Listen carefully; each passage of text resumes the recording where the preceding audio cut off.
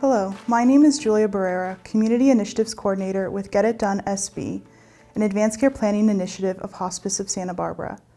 I am so grateful for the opportunity to talk today about the important topic of advanced care planning and how it can be the ultimate gift of love to yourself and to your loved ones. Today in my presentation, I will be discussing what advanced care planning is, the different types of advanced directives with a specific overview of the MyCare Advanced Directive, why advanced care planning is important, and how our work provides advanced care planning assistance to Santa Barbara residents. So what is advanced care planning? Advanced care planning means making decisions now about the medical care you wish to receive in the future if you are seriously ill or injured and cannot speak for yourself. Advanced care planning, or ACP, is a process that is unique for everyone and can include having conversations with loved ones and your medical team, completion of an advanced directive, POST, or other form, and the submission of an ACP document to a hospital, emergency room, or clinic. Advanced care planning can be done by anyone over the age of 18, not just seniors or those with a chronic or terminal illness. It is a way to plan ahead for the future, so if you ever experience a medical emergency and are unresponsive, your wishes have already been communicated to your medical team and to your loved ones. One of the key elements of advanced care planning is the advanced directive. An advanced directive is a legal document for people 18 years or older that indicates the types of medical care that you would like to receive if you cannot speak for yourself. It is a legally binding document that remains in effect until your wishes change or you complete a new document.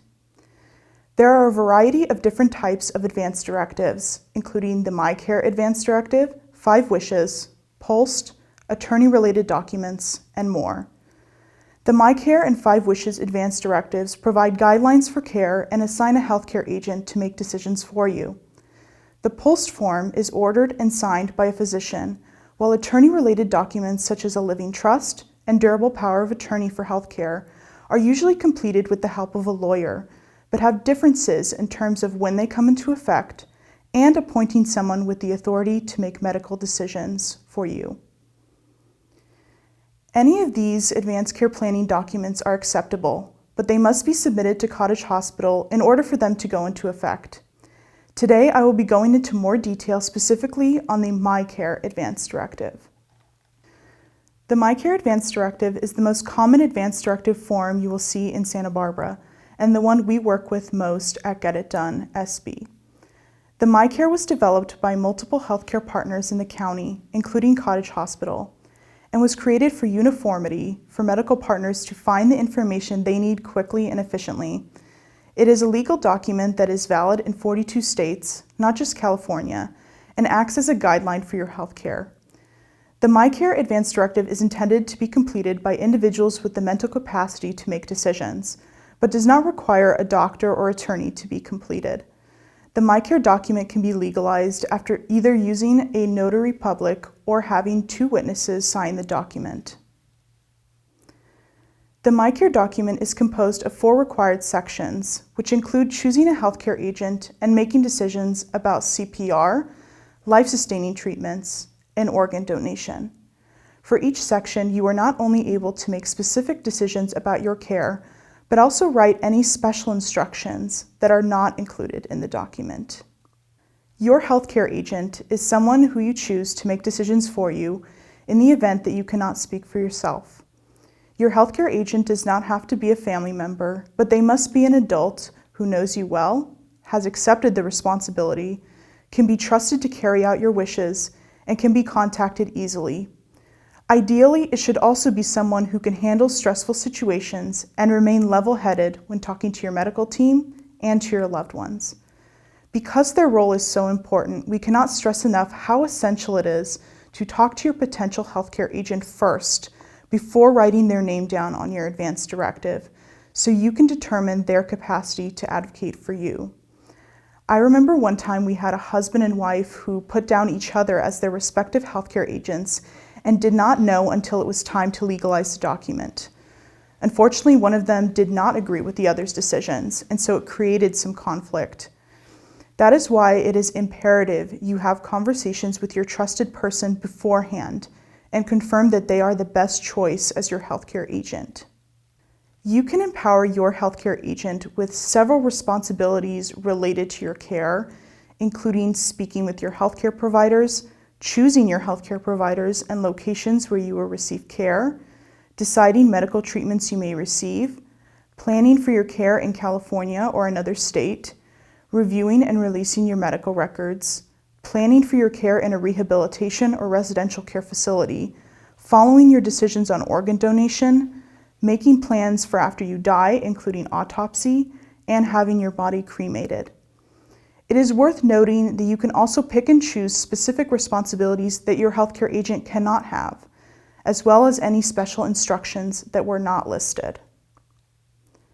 The MyCare document also helps you make decisions about medical treatments such as CPR, which occurs when a person has stopped breathing and their heart has stopped beating. In other words, they have died. It can include chest compressions, a breathing tube, medications, and electrical shocks. It is important to know that the medical risks of CPR when choosing treatment in this section. We have all seen CPR done in the movies. It always works, and the person being saved walks away afterward. However, reality can be a very different story. CPR can cause broken ribs, punctured lungs, and even brain damage.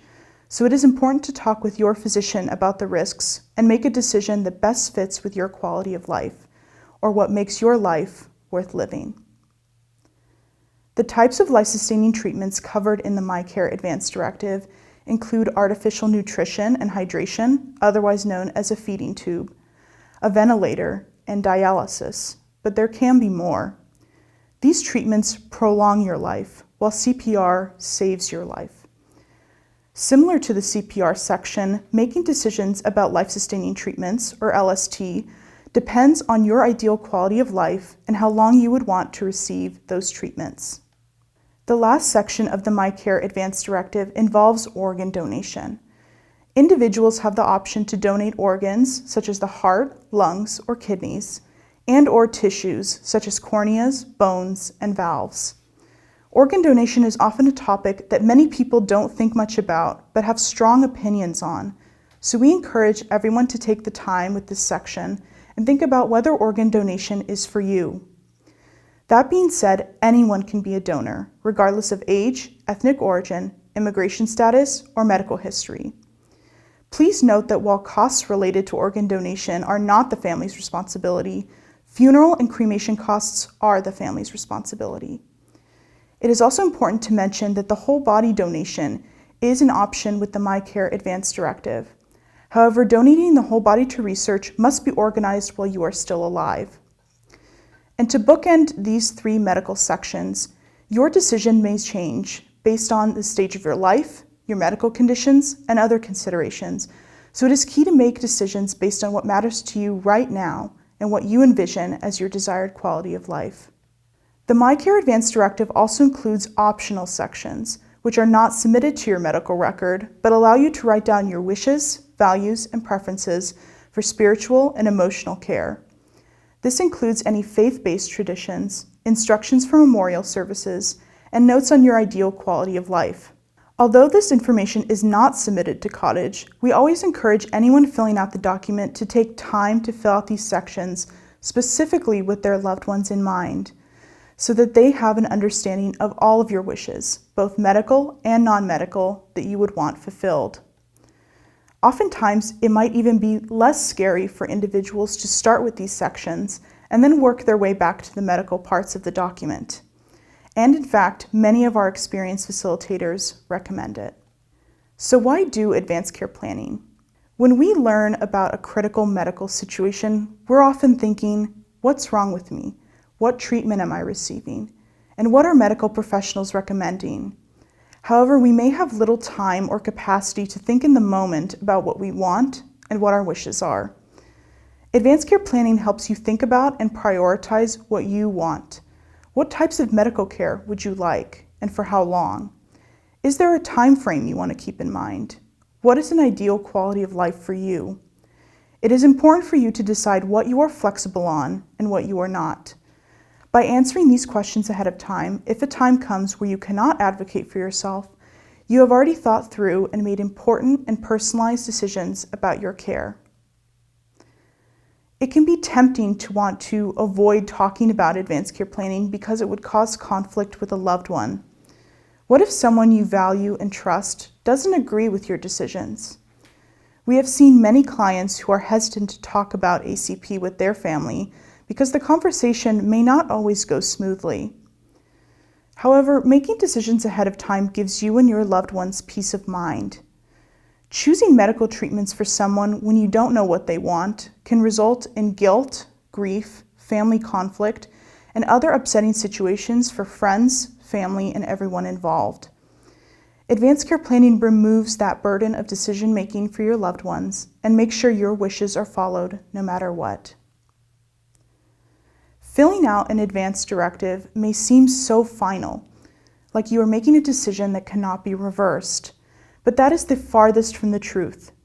One of the greatest things about the MyCare Advance Directive is that it is a living document designed to evolve with you. As you age or receive a new diagnosis, your perspective on healthcare may change, and so might your wishes, and that is totally okay. In my time helping individuals fill out their MyCare documents, we have had many people revise their document 2 or even 3 times, and it has been a smooth and satisfying process that helped them feel empowered in their healthcare decisions. When you start advanced care planning, it is also an important time to think about financial considerations as well.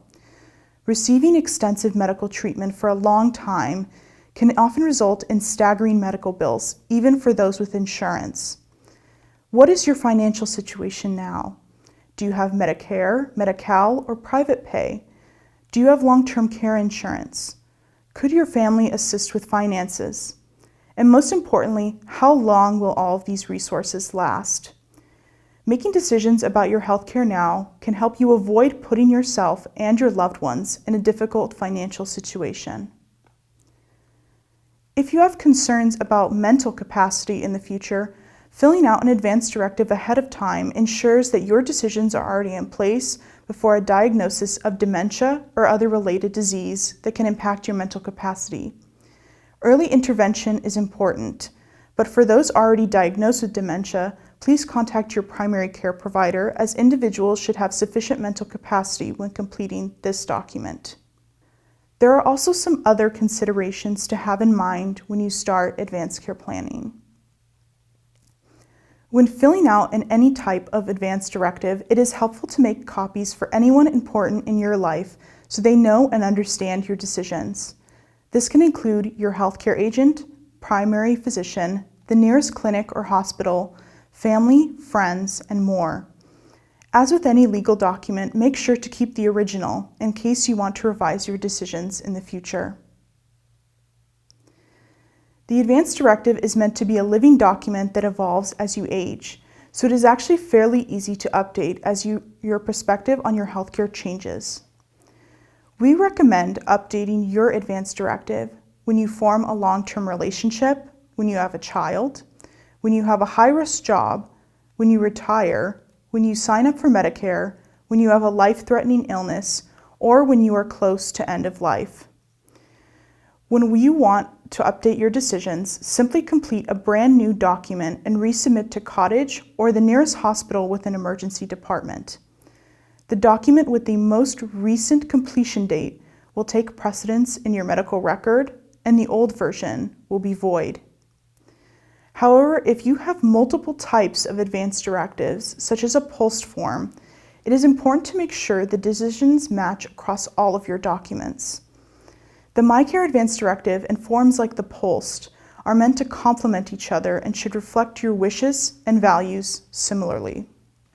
Lastly, advanced care planning is an important process that should never be rushed. Conversation is incredibly valuable and often more valuable than actually filling out the document itself. Talking to loved ones about your future healthcare can be an emotional experience, so be patient and be committed. It may take many conversations to normalize the idea of advanced care planning for you and your loved ones. Engaging in discussion and reflection on what ACP looks like for you will give you peace of mind that your loved ones understand and accept your wishes, even if they look different from what they would choose for themselves. To echo the title of this presentation, advanced care planning is truly the ultimate gift of love to yourself and to your loved ones. For those needing assistance with advanced care planning, Get It Done SB, an initiative of Hospice of Santa Barbara, offers free workshops and one-on-one services to residents in Santa Barbara, Goleta, and Carpinteria to complete the MyCare Advanced Directive. Our counterpart, Mi Regalo, offers the same services in Spanish. Both our workshops and one-on-one services include assistance from experienced volunteers and staff, free notarization of the document, and delivery to Cottage Hospital to enter into your medical record. We especially encourage everyone to take the opportunity to attend our ACP workshops. Within a lively group atmosphere, our facilitators offer personalized assistance, provide scenarios regarding medical procedures like life-sustaining treatments and CPR, and help attendees understand what quality of life means to them. Even if you are not ready to complete your MyCare document, we invite you to attend, learn from others' experiences and questions, and leave prepared to have a conversation with your loved one about your healthcare wishes.